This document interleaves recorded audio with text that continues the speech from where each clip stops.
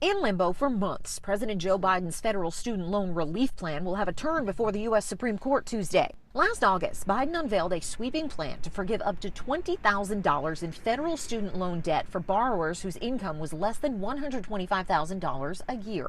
All this means people can finally crawl out from under that mountain of debt to get on top of their rent and their utilities.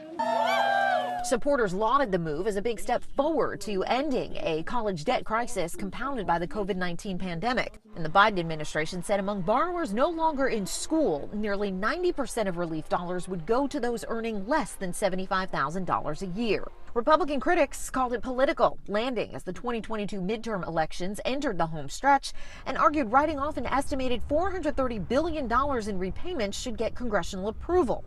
In December, the Supreme Court agreed to take up two challenges to the plan, including one from 6 GOP-led states, Nebraska, Arkansas, Iowa, Kansas, Missouri, and South Carolina, while keeping a block imposed by an appeals court last November in place. Millions of borrowers have been notified they're approved for debt relief. No debt has been canceled yet.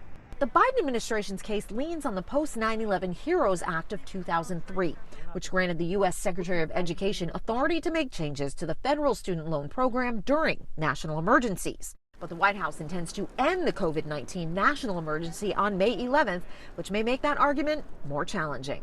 In Washington, I'm Karen Caifa.